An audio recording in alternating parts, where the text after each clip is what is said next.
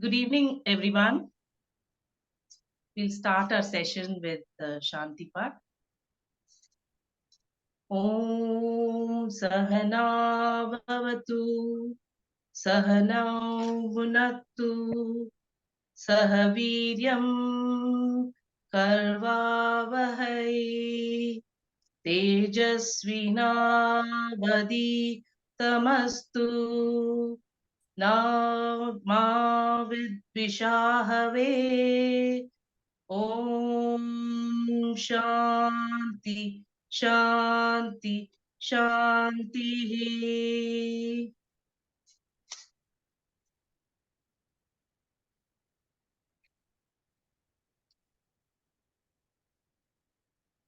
Good evening, everyone. Today, I'm Preeti Venkateshwar. I'm going to be your moderator for this evening session on bioenzyme. Today, we have an amazing entrepreneur, Ekta Gupta, who's going to present her journey in bioenzyme. Ekta Gupta is a dedicated environmental advocate from New Delhi. She is very passionate about conservation and sustainability. In 2022, she founded Jaev India, a brand offering eco-friendly products like bioenzymes, soy wax candles, single-use plastics alternatives, all thoughtfully packaged plastic-free. Alongside running a brand, Ekta is deeply involved in her family business, VP Electronics. She has also completed a certified course in carbon literacy and conducts workshops on single-use plastics, bioenzyme production, and composting to address India's waste management challenges. Ekta has joined the Bioenzyme Entrepreneurs Academy and is a proud member of the Tide Turners Plastic Challenge by CEE and WWF. Through her Instagram page, Jaev India, she raises awareness about single-use plastics and promotes a low-waste lifestyle, inspiring others to embrace a zero-waste future. Ekta, over to you. Thank you so much, ma'am. Thank you. So now we're starting the session and I'm sharing my screen. Yes.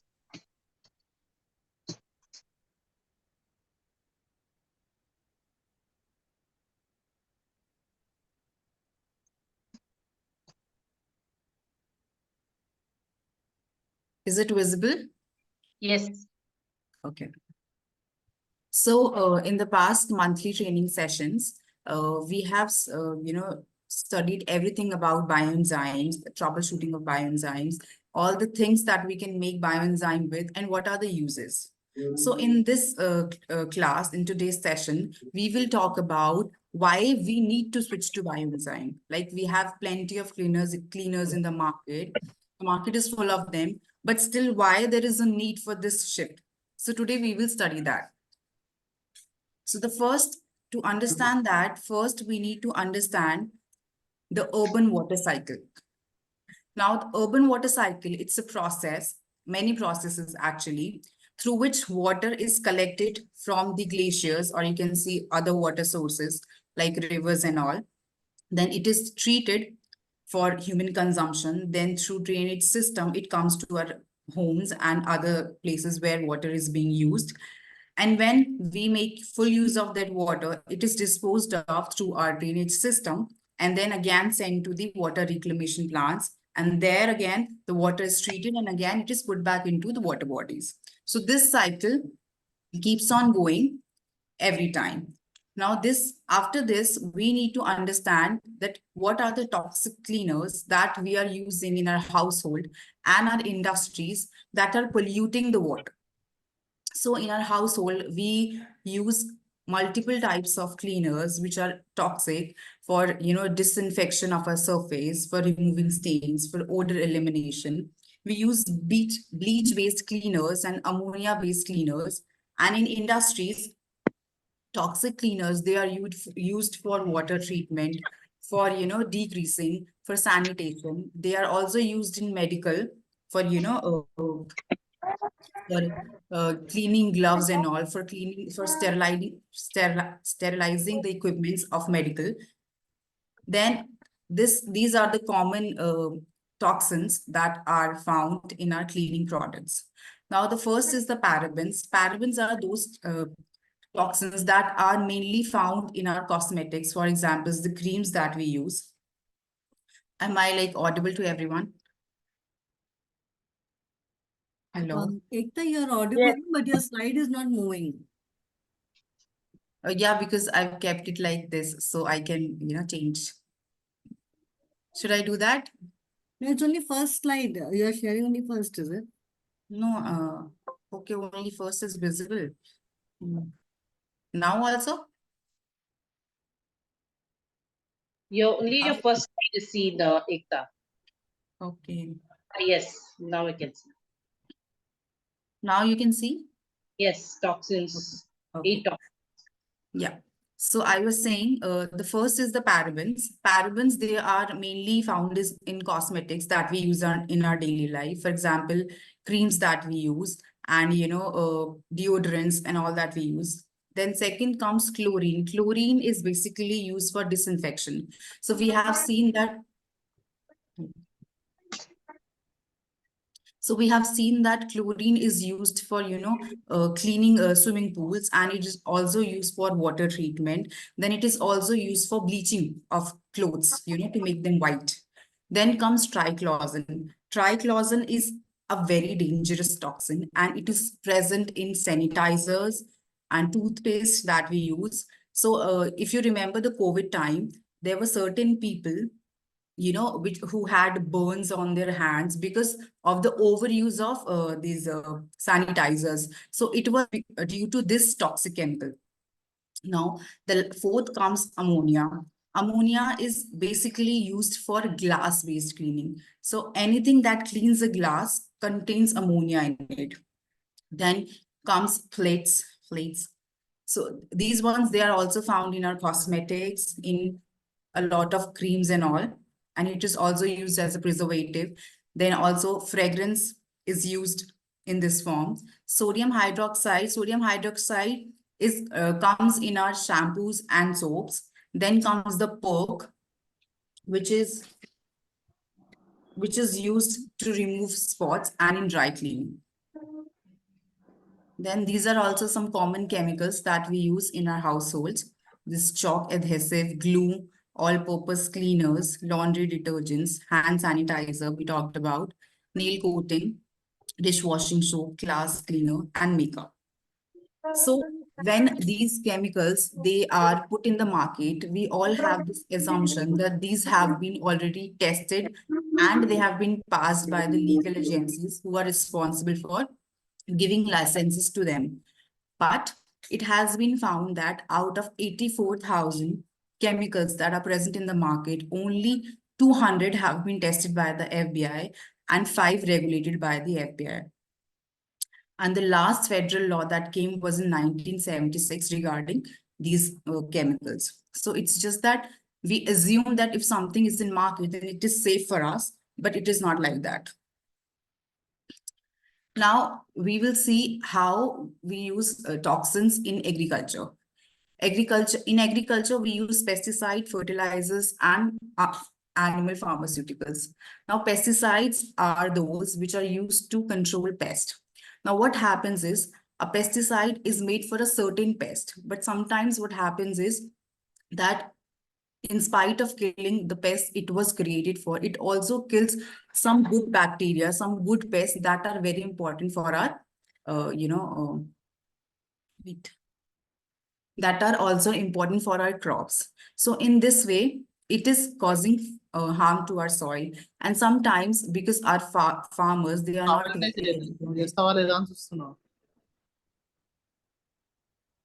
Because our farmers, they are not very educated. So they think that if they overuse them, then they are going to get more benefit out of it. But it's the reverse that happens. When they overuse it, it is degrading the quality of our soil, and also it's polluting our waters. Then comes the fertilizers. Fertilizers are mainly three in the form of NPK. N represents potassium, then comes phosphorus, and then comes potassium and nitrogen.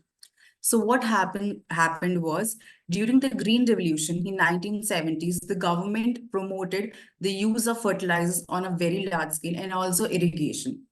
So the farmers, they used fertilizers on a very large scale. And because of those fertilizers, they have now gone so deep in our soil that even today we are bearing the brunt of those fertilizers, like the toxic effects of them. So, and also the farmers, they also started, overusing them because they thought they will have a very high yield, though the yield increased at a very high pace.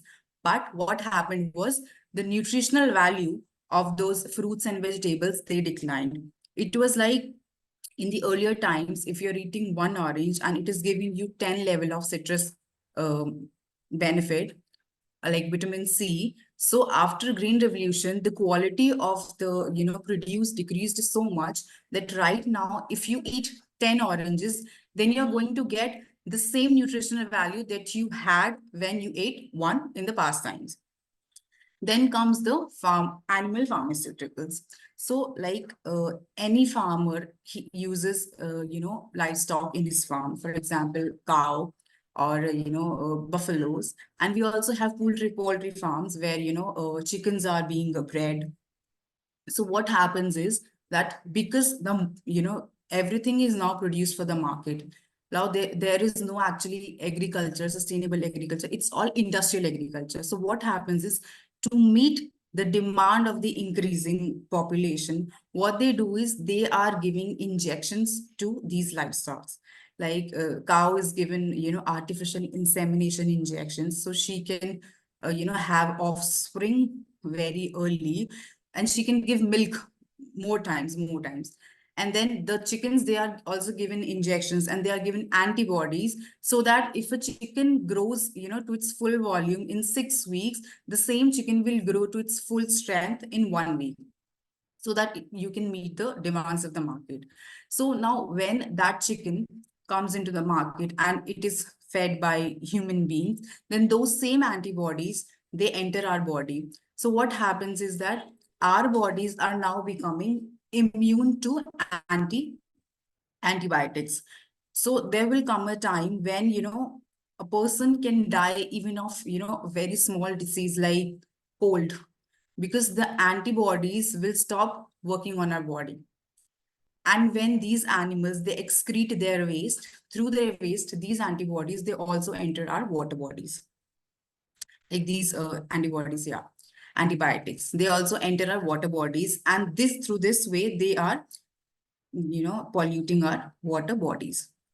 Now the pathway of toxin cleaners into the urban water cycle. Now we will see how these toxic cleaners, they are entering water cycle in a different ways. So we have 4 different ways. The first is the direct disposal into drains. So the direct disposal is like when we use water in our household, we use it for a number of purposes. We use it for drinking, we use it for washing our utensils, for cleaning our clothes, for washing our house, for washing our car, and like for every possible thing there is usage of water.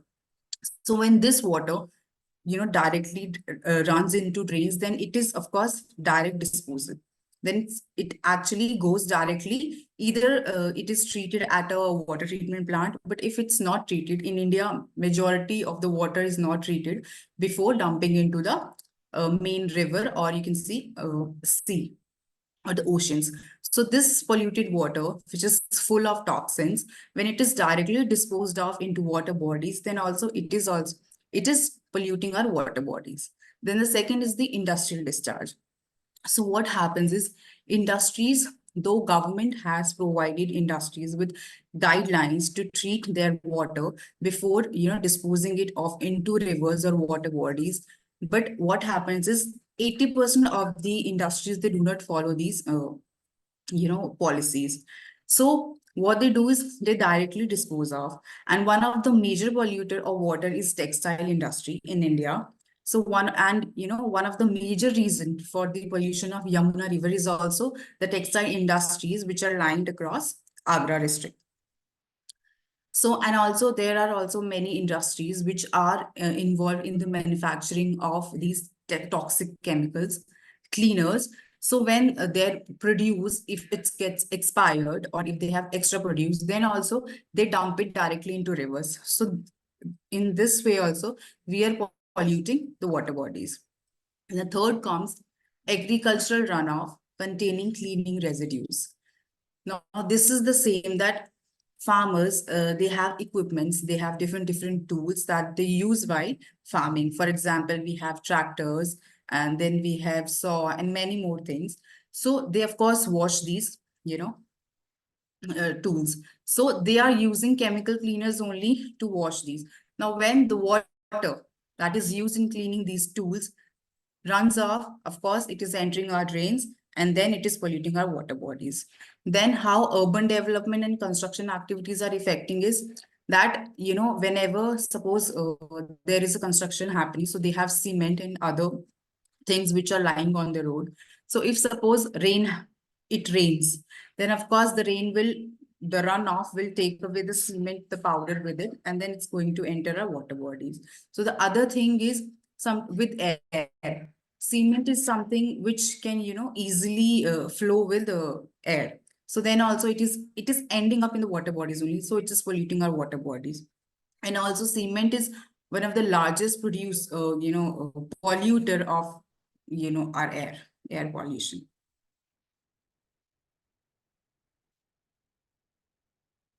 Now we will see the impact of these cleaners on our water quality. So when these toxic cleaners, they are introduced into water bodies, they have very detrimental effects on not just the water quality, but also the ecosystem that is inside that water body. So the chemical cleaners, they are of very wide range, ranging from heavy metals to organic solvents, surfactants, and disinfectants. Now, if we talk about each contaminant has a different effect on the quality of water. So if we talk about heavy metals, then heavy metal contamination includes lead, mercury, cadmium, which are responsible for harming water. Now, we can see some live examples. For example, in Odisha, there is a place named Sukhinda Valley, which is, highly contaminated with cadmium. Also, there is a place in Haryana, Ghagar Valley, that is also contaminated by cadmium. And the reason behind all these are industrial waste that is not disposed of properly. Then in West Bengal and Bihar, there is arsenic contamination in groundwater, which is responsible for serious health problems like cancer. In New Delhi, we have lead contamination in underground water. And the reason for this is the aging infrastructure and the use of lead pipes. So these heavy metals, when they come in contact with our groundwater, they have really bad effects on our water. So after heavy metals, we come to organic solvents. Organic solvents are those which, dissolve. So these are benzene, toluene, xylene. So the reason with these solvents, they are very much used in, cosmetics that have fragrance. So anything that you use, like your creams that have fragrance inside it, they all contain these chemicals.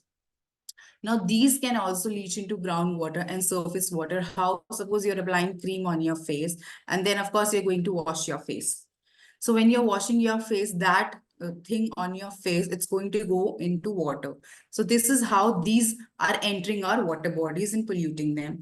Then comes the surfactants and disinfectants. Now, surfactant is anything that we use to clean surface. And we are using heavy toxic metals like Lysol, and many more to Papa,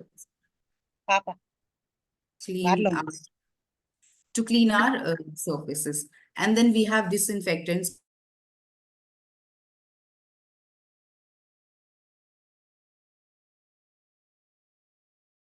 Ekta, you're mute. Ekta, you're mute.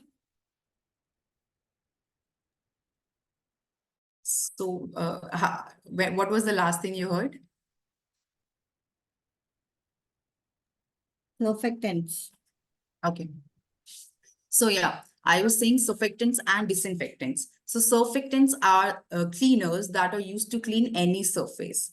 And we are using, very toxic surfactants like Lysol and many more. So whenever we wash them with water, again, that water enters into our drains and then water bodies and it's polluting our water. Then comes the disinfectants. Disinfectants are those which are used to, disinfect our maybe anything to disinfect our phones and everything. But when we're using this, we don't, think about what effect it has on ourselves. Suppose we are using a sanitizer. After using sanitizer, we are, very much agreed that the germs on our hand, they have been killed. But what we forget is that the toxic cleaner, it's still on our hand. So when you're eating something, it goes into your mouth, so it is going to affect your body also. So it has two effects, first on your body and then on your water bodies. Now we come to the health implications of the contaminated water. Now health implications, they are of two types. The first is the acute ones and then come the chronic effects. Acute effects are those they which emerge immediately, like you will see them, their occurrence very immediate and they will last very short time. For example, we have skin allergies and we have stomach issues and we have respiratory problems. So, and what we don't understand is that one of the major reason for, major diseases is that our stomach is not clear. And it will never be, because the reason is bad water quality. The, low quality of the water that we are using, the unclean water that we are using, it is responsible for maximum of the gastrointestinal issues that we have in today's life. Then comes the chronic effects. The chronic effects are those which develop over a very long period of time. Like their onset is very slow, but they are very life-threatening. For example, the cancer and the reproductive disorders. Then we have, brain hemorrhage. We have neurological damages. So these are the things which take time to, appear in front of your face, but they are very life-threatening.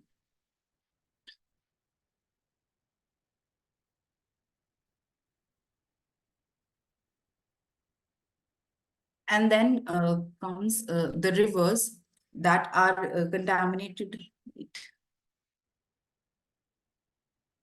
So yeah, so rivers that are contaminated with heavy metals, of course, they have organisms which are living inside it. So now this is going to affect their lives also. We're going to kill, they're actually going to be killed. And there are many fishes which are, their basic habitat is clean water. So if the basic condition of their living, it is deprived, if they're not giving those basic conditions, then of course they're going to get killed. And in the short run, this may look like a very small issue, but if you look at the food chain, then it is going to affect the whole food chain, and this is going to disrupt the whole ecosystem of that particular water body. And slowly, the effect multiplies. And we're going to see the effects on a large scale. So this is how we are, polluting our waterways by using these surfactants, by disinfectants, very small things. And then the coastal areas, they are also contaminated from surfactants and disinfectants from wastewater treatment plants and the urban water runoff that comes from people who are living nearby those areas. Now, what are the potential hazards of this toxic water? Now, chemicals. So the use of these toxic chemical cleaners, they possess, harmful health problems to the human as well as the environment, which includes respiratory irritation, skin burns, eye damage, and aquatic toxicity.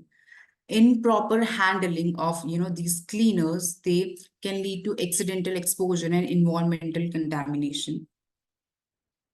Now, what happens, to the environment when these toxic cleaners, they are introduced in the environment? So two major things happen, which is bioaccumulation and bioremediation. So bioaccumulation is when the tissues of a single organism, they are being changed. They are affected by the accumulation of those nutrients. Nutrients here actually mean the chemicals, the toxins. When they keep on accumulating inside a single organism, finally they lead to changing of the cell chemistry of that particular organism. So we can see here that this fish has initially, she's just exposed to that toxic, and slowly, the toxin increases so much that it has covered 90% of her body. So this is bioaccumulation, like when nutrients, they accumulate just in one organism. And then the larger effect of it is biomagnification. Now this is that this fish must be some predator's prey.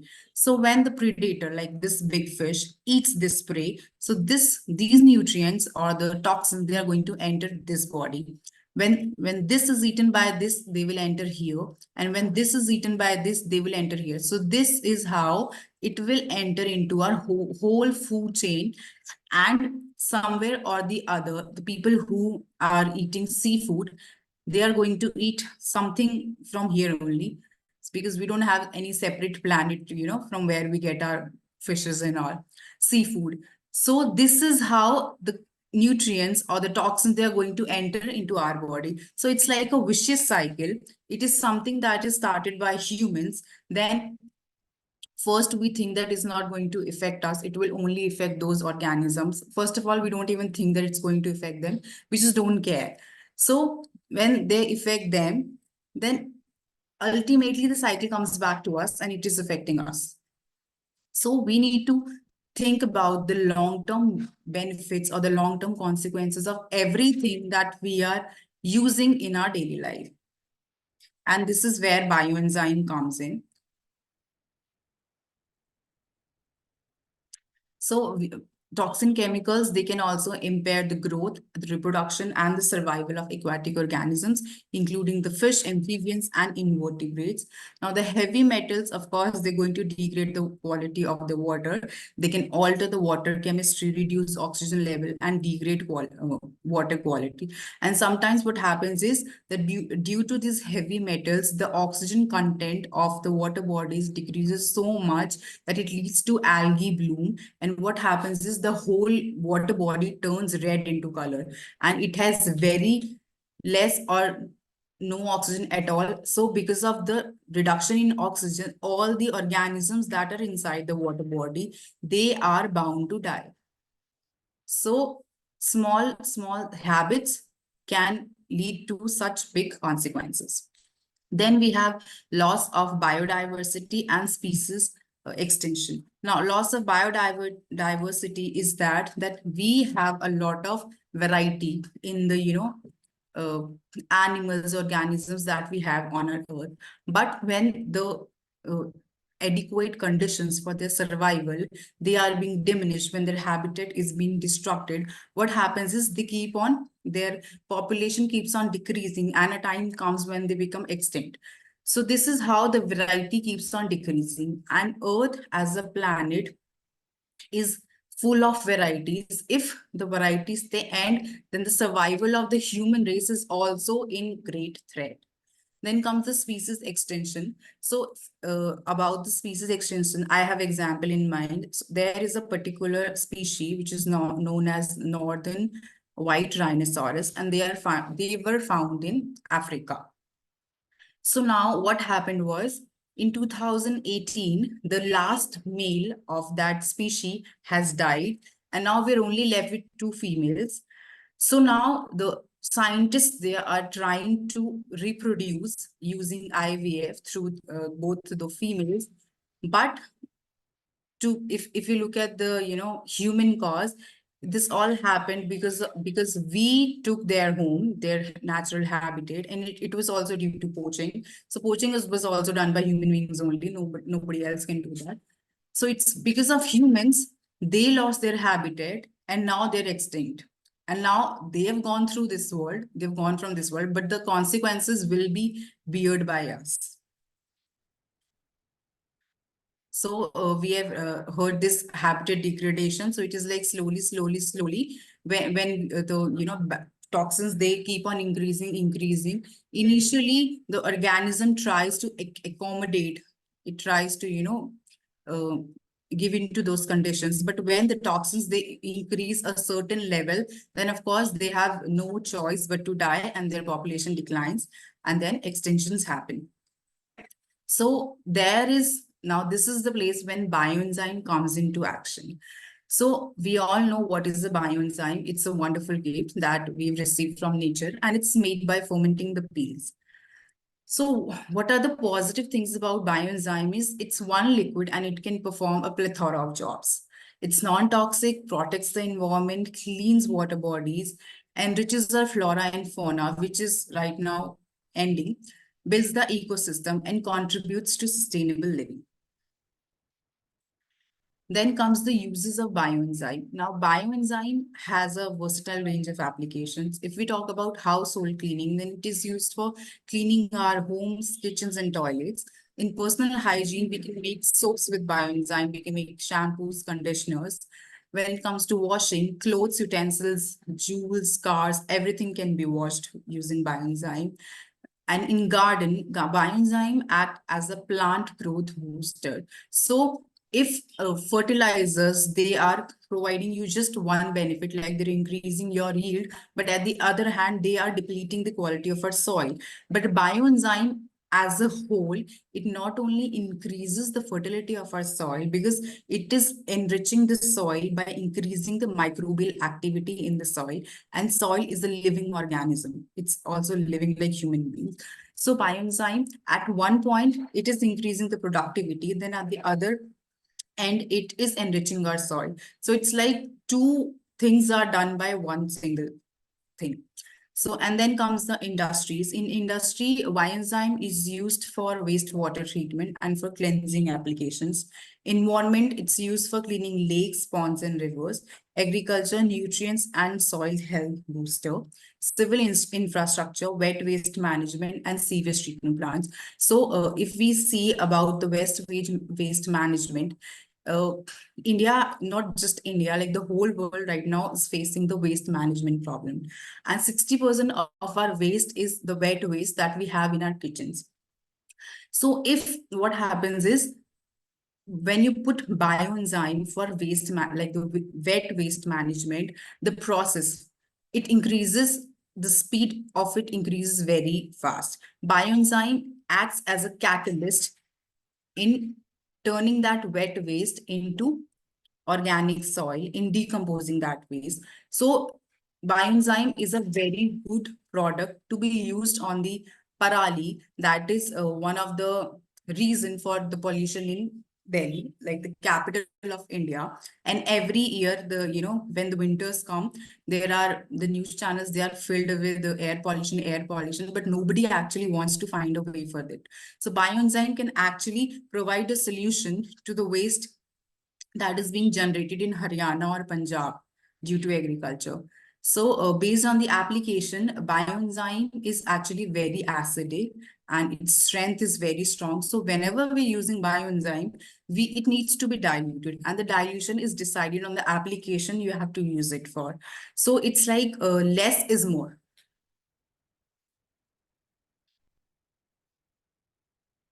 Now, these are also some of the benefits that how bioenzyme is helping us in living a good life. So it helps us in living a sustainable life. Then it's safe for the environment. Then the microorganisms that are present in the bioenzyme, they can, reach very small places, cracks where the human hand can't reach. So bioenzyme helps you in this way. Like you can't see the microorganisms, they're doing their job, but at the end, your job is done. And they're very affordable because they are made using the waste. So you don't have to pay for those expensive chemical cleaners who we think that because they're expensive, they're actually working. They're working actually, but not in our interest, in opposite. So, and they encourage a zero waste life as it's a sustainable way to clean the home. So cleaners, they don't pollute the water and the lakes. They are actually cleaning the water. Now, these are some home care products that the bioenzyme can substitute. And I guess 80% of these are actually in use by many of the members of this organization.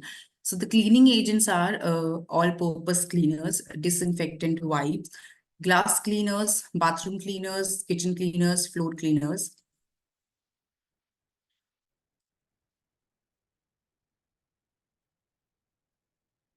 Then comes the laundry products. It's laundry detergent and fabric softener. Fabric softener is, it also contains like the mark toxic fabric cleaners. They are responsible for causing skin irritation. Like I have personal, like my sister, she suffers from skin irritation because of fabric softeners, but she doesn't want to accept that it is because of the fabric softener that she's using. So this thing can also be, supplemented by bioenzyme, not supplemented. I mean, like bioenzyme can do this work also. So then we have dishwashing supplies. We can make dishwash from this. We can make dishwasher detergent. Then we have air fresheners, sprays, and odor absorbers. Now, when we're using the market-based air fresheners, if you use them, you must have felt that they have a certain kind of fizz, which helps it come so smoothly. So that fizz is actually CFC, which is chlorofluorocarbon, and that is responsible for depleting the ozone layer. And ozone layer is bound to protect the earth from the extra sunlight that we receive. Now, when it is depleting, earth, the sun rays, they reach directly to the earth, and this is one of the reasons for the global warming that we are experiencing, and the extra heat that we are experiencing. So if we stop using those, then of course we're going to help the planet, and bioenzyme can do all those jobs. Then we have specialized cleaning products, carpet cleaners, wood floor cleaners. Carpets are usually laid on the floor only. So, and we have kids at our home, mainly the crawling ones. So we are using toxic cleaners. Then of course the kids, they like to eat anything and they like to lick everything that's on the floor. So those toxins, they also enter their body when they're doing such things. So if we substitute those carpet cleaners with bioenzyme, then also we're saving our kids from those toxins. Appliance cleaners, oven cleaner, microwave cleaner, refrigerator cleaner, chimney cleaner. Then comes the pest controls, which are the insecticides and the bug sprays. Then we have personal care products. Here I have put a picture of a soap, and this is a bioenzyme based soap. Then we can make hand soap, hand sanitizers, shower gels, shampoo, and face wash. So now we will see what SDGs bioenzyme can help us achieve if we start using only bioenzymes. So SDGs are Sustainable Development Goals that are laid up by the United Nations, and we are not bound, but yeah, they have given a deadline that by 2030 we should achieve these goals. Though I don't think any country is on the path to fulfill these. So the first SDG is second, which is zero hunger. So suppose if we use bioenzyme in agriculture, then of course the productivity and as well as the nutritional value of the produce will increase. So ultimately it will lead to zero hunger. Then SDG 3, good health and well-being. If the water that we drink is clean, it is going to lead to good health, and of course going to supplement our well-being. Then comes SDG 6, clean water and sanitation, and it's very clear that bioenzyme will give us clean water. SDG 7, affordable and clean energy. Bioenzyme has been used and can be used in biogas plants because it helps in faster decomposition, and it's affordable also, so it can help us in reaching goal number 7. Then goal number 12 is responsible consumption and production. Now when we're using waste to make something which is beneficial to us, then of course it's responsible consumption and production. Then life on land is SDG 15. So if the water is clean and the oceans and water bodies are all clean, then the organisms, their life is safe. And when their life is safe, then the people who are on land, their life is also going to be safe. SDG 17 partnership for the goal. This is something that we are doing by spreading the awareness and usage of bioenzyme. We are actually partnering and we're spreading the use of bioenzymes so we can achieve these goals. So now here are some examples of the chemical disasters which are water related. The Kodai Canal mercury contamination. So it happened in 2001 when the Hindustan Unilever thermometer factory in Kodai Canal was illegally disposing of their mercury waste for years. And when it came in news, when the incident came out, what they did was they were asked to clean up the contaminated site and to compensate the affected individuals. Though sitting here, we might think that those, I don't know, crores or something compensation they give was enough, but the overall damage that they've caused to those sites and the people who are actually living in that place, they must be knowing the real brunt that they are facing. So just by sitting at one place, we can't, question someone else, and we do not have any right to pollute something that belongs to someone else just for the sake of money or profit. Then comes the Yamuna river pollution. Every year when Chhat Puja comes, there are the newspapers and news channels, they are filled with pictures of these like women doing Chhat Puja in this froth. So now what we don't see is that this froth is because of the toxic cleaners that we are using all the year round. Lysol and Harpic and Surf Excel and whatnot. So when we see this image, and this is because when the Yamuna it enters Delhi, there is a little steep like these things. So it's because of the potential energy that converts into kinetic, and because of the friction that these frothes they are formed. And at that time, they talk about wastewater treatment and everything, but it's all in vain because they are not working at the root of these things. So we need to use bioenzyme so that we don't have to see all these pictures of, filth and froth around our water bodies. Now, these are some of the initiatives that the Indian government has taken to improve the water quality. One is the National Water Quality Monitoring Program, which monitors the surface and the groundwater quality. The second is the Namami Gange, which aims to rejuvenate the Ganga River. And the third is the Swachh Bharat Abhiyan, which emphasizes on sanitation and waste management practices. And the Swachh Bharat Abhiyan is, I guess, most diligently being followed in Madhya Pradesh, especially in Indore and the capital Bhopal. Otherwise, in most and in Bangalore, the people are very aware. So they are also managing their waste very properly. But when it comes to cities like Delhi, all they do is they collect the waste and then it is actually burnt at some place or the other place. There is no waste management happening at all. So if we make bioenzymes, then we are managing the organic waste at our own end, and we don't have to depend on government or their policies, because government has, government works according to lobbies and we don't have that much money to reach there. But what we can do is we can take action on our side, and when any movement grows up to a level, the government has to listen. So what we can do is we can diminish the demand of these chemicals, toxin cleaners. And when the demand decreases, of course their supply will get affected and they will stop producing these things. So we can't affect the supply side, but we can, of course, think about the demand side, which is created by us. Whatever we demand comes in the market. So if we don't demand toxic cleaners, then of course they're going to end. Then lastly comes the promotion of eco-friendly alternatives. So of course, bioenzyme also comes in this, because bioenzyme is an eco-friendly alternative. And if we use this in place of all the toxic cleaners, then of course we're going to help our environment. So then the conclusion comes that we need a call to action for individuals, communities, and policymakers.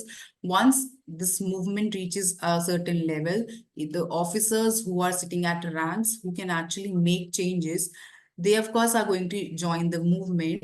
Right now we're at the grassroots level, but we can promote education in this field and then reach to a higher level. So this is all I had to say about this topic. Thank you. And now if you have any questions, you can ask me. Thank you, Ekta. It was a very wonderful session. Thank So you. open the house for questions. If anybody has, you can ask questions to her.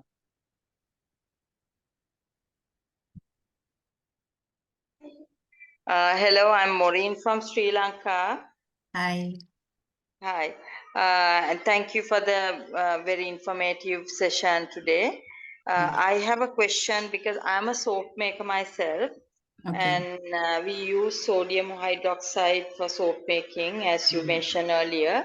Yeah. But then with the saponification, uh, does the pollution take place? No, Because no, it doesn't. that I also know because I also make cold press soaps. So in cold press soaps, after the saponification, the hydrogen, sodium hydroxide, it evaporates. So it's not in the soap after saponification. So it's safe. Right. One more thing. Now, when you make soap with bioenzyme, with Yeah. the high heats that it reaches, does it survive those, friendly? Bacterias. Yeah. Yeah. Does it So, survive?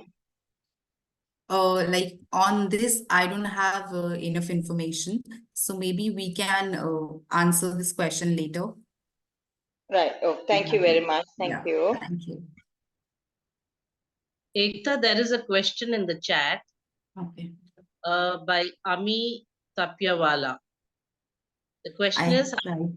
cleaning doormats and carpets with bioenzyme. It didn't give good results. Any reason why? See, the reason maybe like when you're cleaning the doormats and carpets, first thing that you should focus on is uh, putting them in bioenzyme for like some time, dipping them in bioenzyme and keeping it separate. And then the second reason can be the dilution ratio. And the third reason is that since we are so used to using the toxic cleaner, sometimes what happens is that we try to compare, between the two things. And the better alternative would be to not compare and just think it as like a natural alternative, which is good for us and the environment. Hi, Ekta. This is Ami. Thank you for the answer. Yeah, I did not soak them like as you said. So this time I'll try soaking them like before. Okay. One more question Yeah. I had. First of all, the session was really, really informative. I came to know so many new things like that. Many of my doubts have been cleared. Thank Uh, you so much. so really good session. Okay, so my another question is I've seen many of them selling bioenzyme, but when I check the bottle, they have mentioned surfactants that are extracted from natural coconut and also I don't know how safe it is to use such bioenzymes. Like, does it solve the purpose even? Like, if they are adding the surfactants, then it is going to lather as much, and then it is going to foam and all. So how Yeah. does it solve the purpose?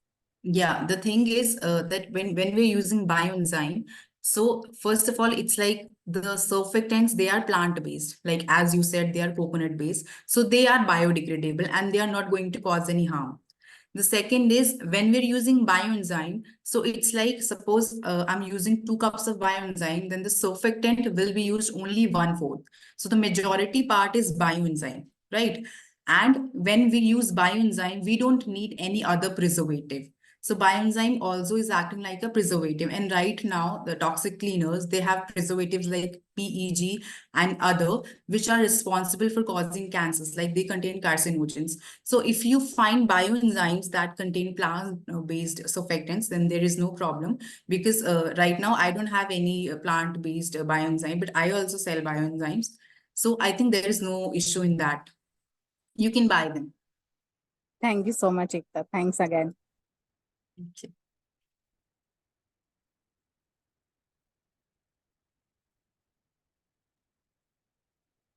Any other questions?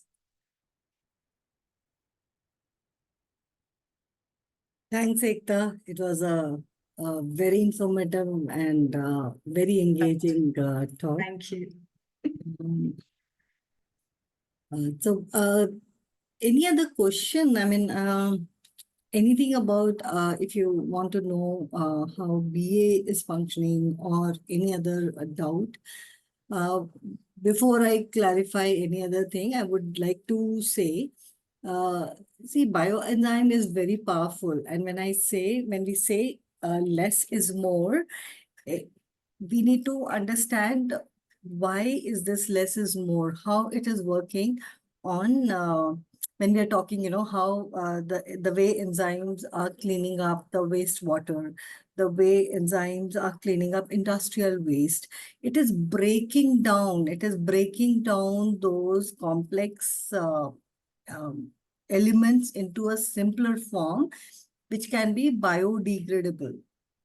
So, this is something which all need to understand. So, anything, even if, like Amy was asking, surfactant, the question on surfactant.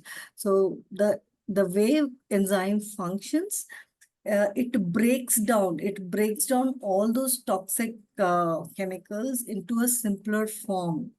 So, there are two things what we need to understand. One is changing the enzyme-based products. And I feel those enzyme-based products are, if we started from our home, it is very nice. And we see, a lot of benefits, health-wise, the cleanliness, all that thing is happening. But if we have to sell it, if you want to be an entrepreneur, it has to be the, touch and feel of the product has to be taken care. And we need to understand the formulation of commercial product is completely different than the product what we make at home.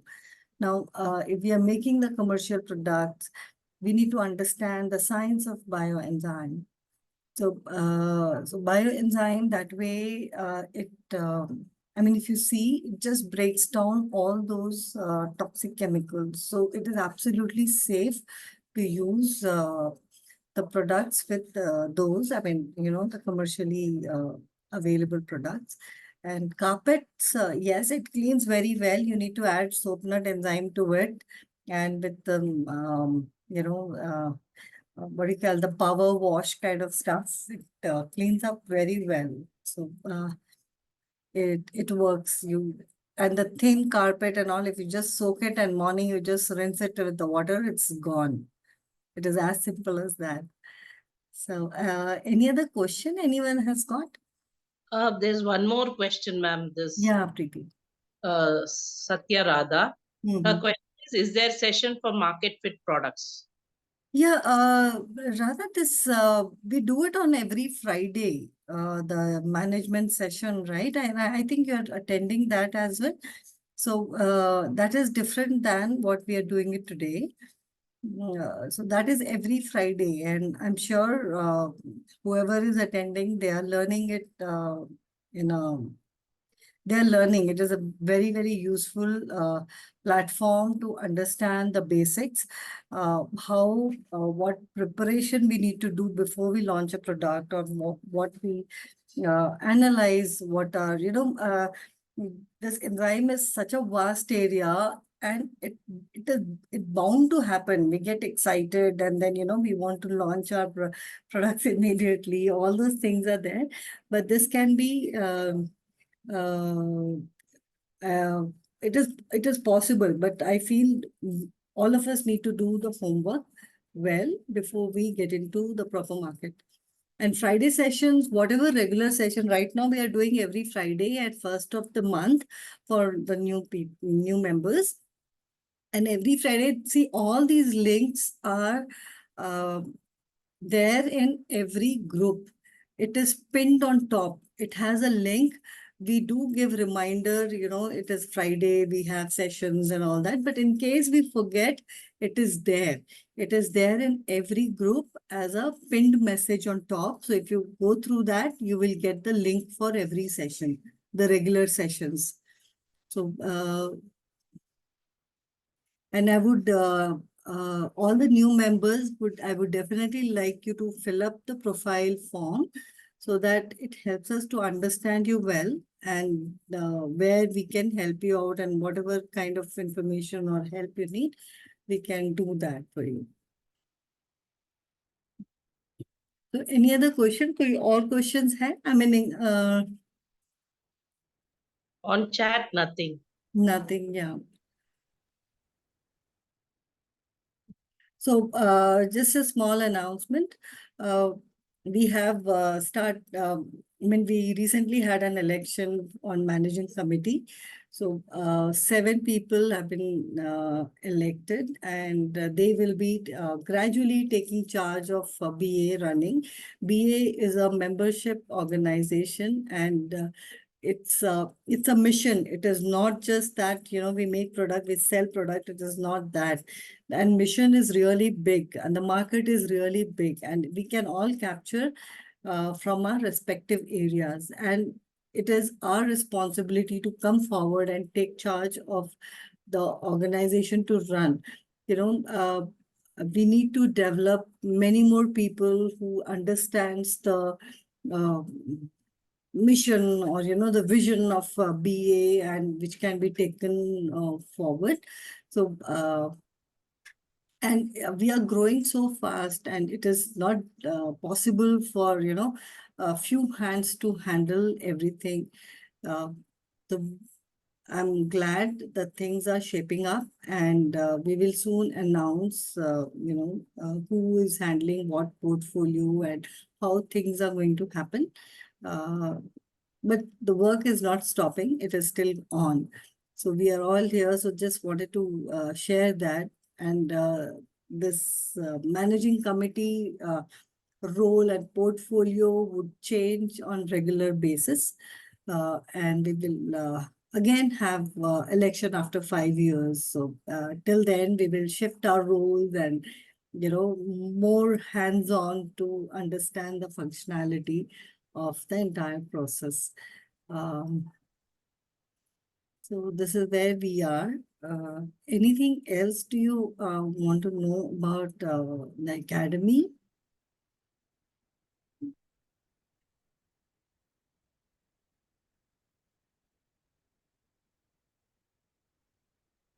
See, I just want to address this issue as well, because some people have filled the form for product testing, and we can guide you right now. We were doing the testing for our members, but right now we have stopped it. We can guide you till we have our own lab, because depending on private lab was not feasible. I felt it was turning out to be expensive for our members. So we can guide you what test you want to do for the products. We can help you out. You just have to fill a form or reach out to us by mail, so we can guide you on that, what can be done. Good evening, madam. I'm Eril from Chennai. Yes, good evening, sir. Tell me. Yeah, that regarding I am in this BA team for past 2 years, and I'm using bioenzyme past 2 years. Now you are for entrepreneurship. You are educating some you're taking classes in that. Cocoa glucoside and disyl glucoside, that material is added or what? Yeah. So far, I have not got such a material. I am contacting many people. Then through them only, I'm getting the input. From academy, I'm not getting. Right now, we haven't conducted any session on product formulation. So when we have, we will come completely prepared with all these, where will you get the raw material and how do you make it? All that will come, and it is definitely taking time, because I don't want to, or we don't want to give, half-cooked message, or it is definitely taking time, I know, but believe me, the team is already at work, and we are trying to put the things together so that we can launch it soon. Okay, madam. Yeah. Today, nearly about 45 minutes. What are the things, bad things happening in the environment? Yeah. But finally, she was telling very little for 10 minutes the beauty of bioenzyme. Yeah. in the mainstream about nearly about 40 minutes. What are the side effect, bad thing, all it's happening. But the final only 10 minutes he was telling the beauty of bioenzyme. So I feel that that we should already like this section, many things happened. We have to educate lot on users of how to use, how to get into the thing fast. It is lacking. Yeah, so bioenzyme sessions, every session is different. And the trainers, we need to touch every aspect, why it is important, how it is important, because members, they join from diverse background, and everybody will not be aware of every small thing. Yeah. Now, the advanced sessions on enzyme will happen, which I said we are already working on making the modules. So once it is done, we will launch it, and then the advanced course will go on. So right now, every member is touching different aspects of enzyme and trying to figure out, trying to give the message to all the members and bring them on the same level. And then we move from there. Okay, madam. Thank you. Thank you.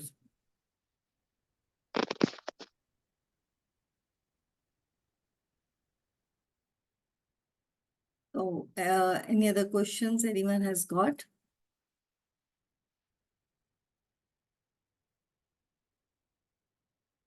So quickly we'll go through our pledge and we'll close the session, Preeti.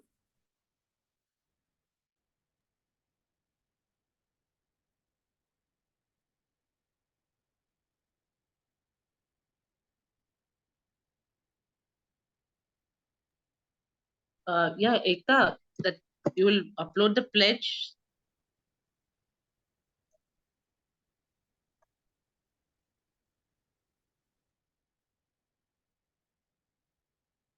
So this is the pledge, and we close our session always with a pledge. So all the different languages, all that you will find on the website. So wherever you do the session, make sure you repeat this pledge for everybody to understand the sincere effort which is going into making enzyme popular. Yes, I request each participant to repeat the pledge. Kindly unmute and repeat after me.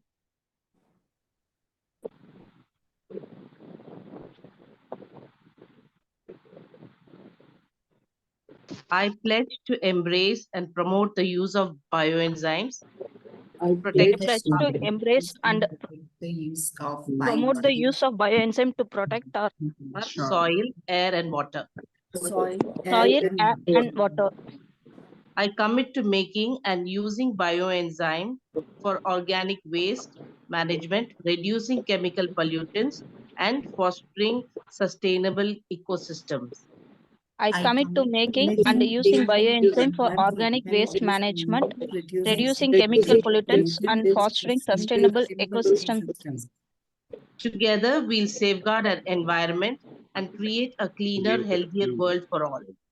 Together, we will safeguard our environment and create a cleaner, healthier world for all. Thank Thank you. you so much, everyone. Thank you. Thank you. Thank you.